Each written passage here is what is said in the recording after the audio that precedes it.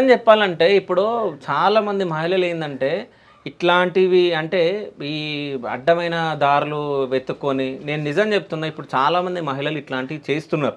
So చేసిన సొంత పిల్లల్ని చంపుకోవడానికి అసలు చేతులు ఎట్లా వస్తాయి? ఇప్పుడు ముగ్గురు పిల్లలు ఉన్నారు, 12 సంవత్సరాలు, 10 సంవత్సరాలు, 8 సంవత్సరాలు. సో వాళ్ళకు ఒకవేళ ఉరి వేయాలనుకున్నా పిల్లలు గిలగిల కొట్టుకుంటారు. అసలు అప్పుడైనా కానీ కన్న ప్రేమ అనేది, కన్న పేగు అంటే ఆమె కడుపులో నుంచి పుట్టిన అనేది ఒకటి అది గుర్తు రాక ఉండొచ్చు ఆమెకి.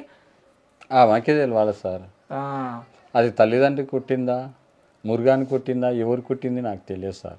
ఉమ్, పెంచుకున్న తల్లి మంచిగానే చూసుకుంది సార్. ఆమె మా అమ్మ ఎట్లనో ఆమె అట్లే, కానీ ఉమ్. నేను అనకూడదు. మా అమ్మతో ఆమెను అంతే. కానీ మీరు హింసించిరా అంటే మీరు ఒక్కసారి కూడా ఆమెను ఏమనలే.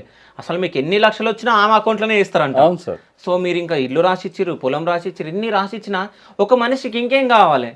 ఉండడానికి ఇల్లు, తినడానికి తిండి, కట్టుకోవడానికి బట్ట. ఆమెకు లవర్ కావాలి. ఆ. లవర్ కావాలన్నప్పుడు వెళ్ళిపోవాలి. నన్ను ఇడిచిపెట్టి నా పిల్లలు ఇడిచిపెట్టి వెళ్ళిపోవాలి.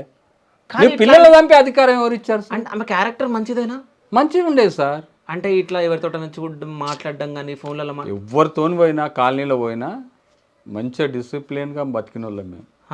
ఈ లంజవాడికి, శివ లంజవాడికి ఎప్పుడైతే ఎంట్రీ అయిందో గెట్టి గెదరి కాడ, అప్పటి నుంచి నా పిల్లలను నా మీద దేశం, నా మీద ప్రేమ ఉంచింది, నా పిల్లల మీద దేశం పెంచుకుంది సార్. అది జరిగింది. కాదు, మీ మీద ప్రేమ ఎందుకు పెట్టుకుంది, పిల్లల మీద ద్వేషం ఎందుకు పెట్టుకుంది? నేను డౌట్ రాకుండా మేనేజ్ చేసింది సార్.